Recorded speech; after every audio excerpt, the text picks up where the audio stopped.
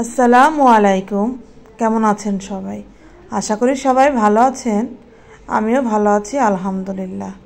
আজকে আমি আপনাদেরকে দেখাবো একটা দেশি মুরগি আমি কিভাবে তাকে হলুদ টলুদ মাখিয়ে গায়ে হলুদের অনুষ্ঠান করে তারপরে তাকে কি করে রান্না করে খেয়ে ফেললাম সেটাই। এভাবে হলুদ মাখিয়ে আমি কখনোই কাউকে দেখিনি।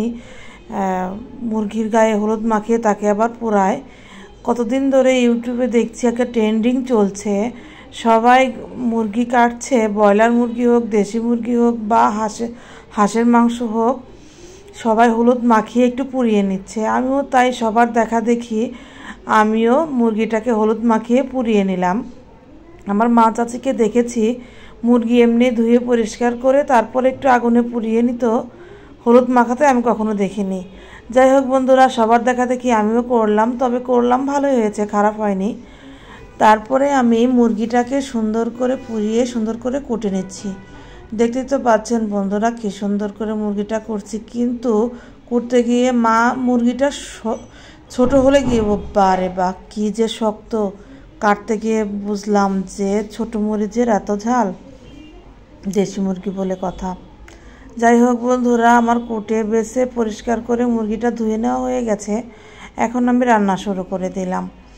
রান্না করতে করতে আপনাদের সাথে কিছু কথা বলে নেই। আপনারা যে যেখান থেকে আমার ভিডিওটি দেখেন না কেন, প্লিজ একটা লাইক দিয়ে দেখা শুরু করবেন, মনের মতো একটা কমেন্ট করে যাবেন এবং যদি ভালো লাগে বন্ধুদের মাঝে শেয়ার করে দেবেন।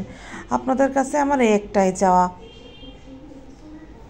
আর আপনারা তো জানেন আমার একটি পেজ আছে, খাদিজার রান্নাঘর।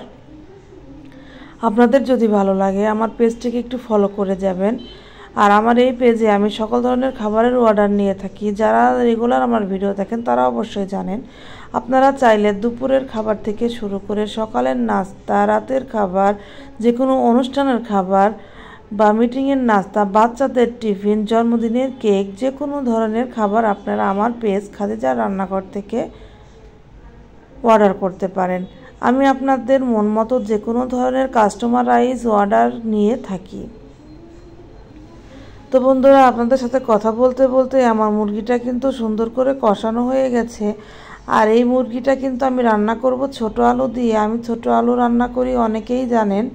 আমার ছোট আলু খেতে ভীষণ ভালো লাগে এবং আমার চাইতে বেশি পছন্দ করে আমার বাচ্চারা এবং আমার হাজব্যান্ড।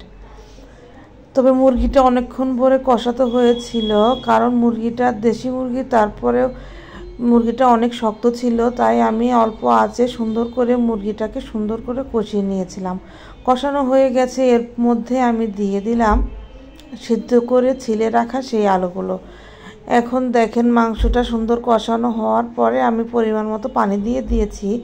পানি দেওয়ার পরে আমি মাংসটার মধ্যে একটু গরম মশলার গুঁড়া ছিটিয়ে দিলাম। এই দেখেন তরকারিটা কত সুন্দর লোভনীয় হয়েছে। আসসালামু